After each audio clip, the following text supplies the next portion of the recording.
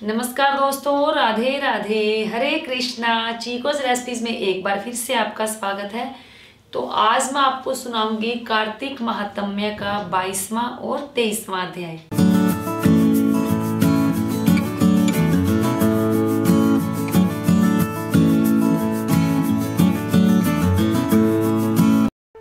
Subscribe करें chikoo recipes को और बेल आइकन को टैप करें मेरी हर वीडियो सबसे पहले देखने के लिए।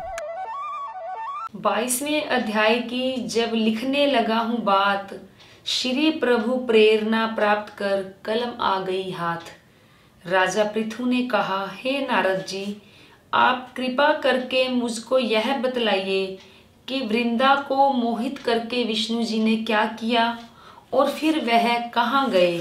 जब सब देवता स्तुति करके मौन हो गए तो भगवान शंकर ने प्रसन्न होकर देवताओं से कहा, हे ब्रह्मा आदि देवताओं, जलंधर तो मेरा ही अंश था, मैंने उसे तुम्हारे लिए नहीं मारा, यह तो मेरी सांसारिक लीला थी।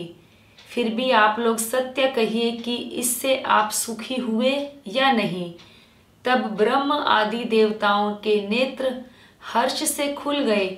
उन्होंने शिव जी को प्रणाम करके विष्णु जी का सब वृतांत कह सुनाया, जो उन्होंने बड़े प्रयत्न से वृंदा को मोहित किया था तथा वह अग्नि में प्रवेश करके परम गति को प्राप्त हुई। देवताओं ने यह भी कहा कि तभी से वृंदा की सुंदरता पर मोहित हुए श्री विष्णु जी उनकी चिता की राख लपेटे हुए इधर उधर घूमते हैं। अतः आप उन्हें समझाएं, क्योंकि यह चराचर प्रकृति आपके अधीन है। देवताओं से यह सब सुनकर शंकर जी ने उन्हें अपनी दुस्तर माया समझाई और कहा कि यह सारा जगत उसी के अधीन है। उसी से विष्णु जी भी मोहित हो गए हैं और उनके वश में हो गए हैं। परंतु महादेवी उमा, त्रिदेवों की जननी, सबसे परे वह मूल प्रकृति परम मनोहर और वही गिरिजा भी कहलाती है। विष्णु जी का मोह दूर करने के लिए आप सब उनकी शरण में जाइए। यदि वह प्रसन्न हो जाएंगी तो आपका सब काम हो जाएगा।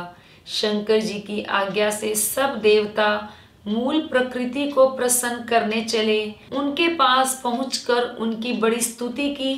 तब आकाशवाणी हुई, हे देवताओं, मैं 3 प्रकार से तीनों गुणों से पृथक होकर स्थित होती हूँ।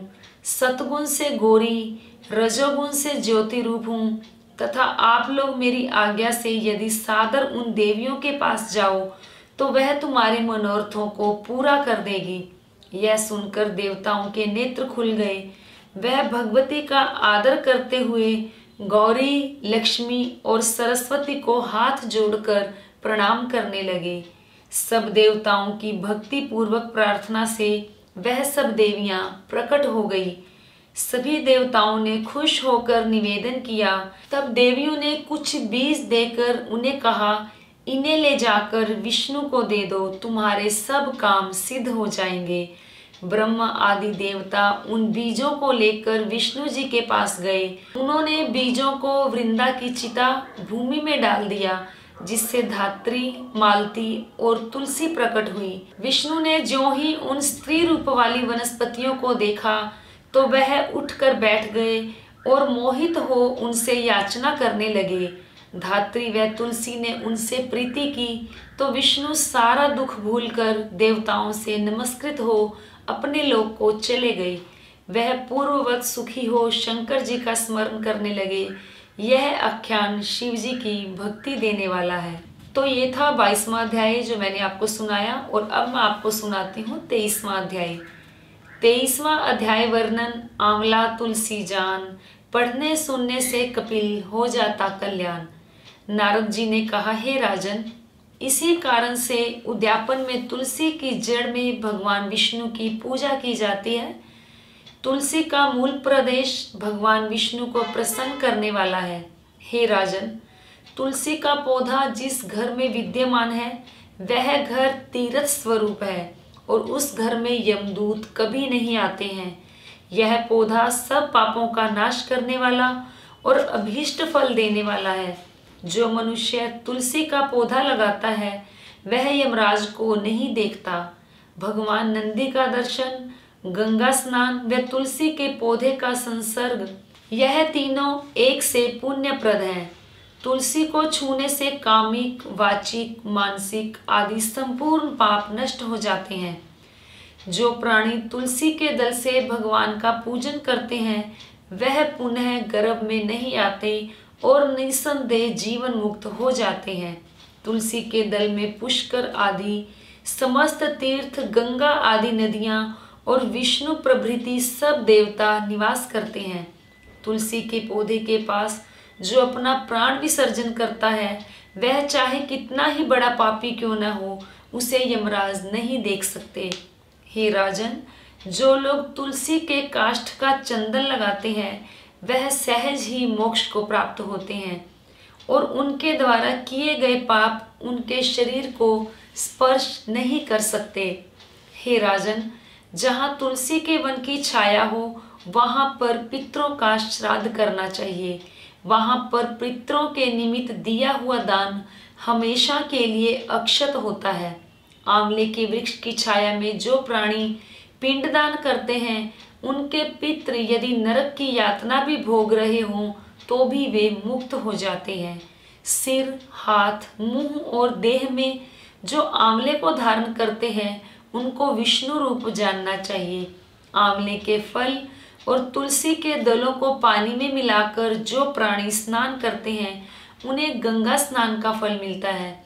जो मनुष्य आंवले के पत्तों और फलों से देवताओं का पूजन करते हैं उन्हें स्वर्णमणि और मोतियों द्वारा पूजन का फल प्राप्त होता है।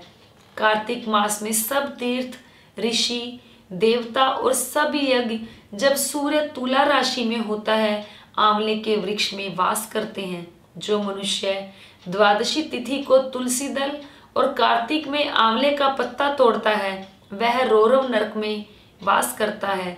जो कार्तिक में आंवले की छाया में बैठकर भोजन करता है उसके सब दोष नष्ट हो जाते हैं। कार्तिक मास में जो आंवले की जड़ में विष्णु जी की पूजा करता है उसे श्री विष्णु क्षेत्रों के पूजन का फल प्राप्त होता है। आंवले तथा तुलसी की महत्ता का वर्णन करने में श्री ब्रह्मा जी भी असमर्थ हैं।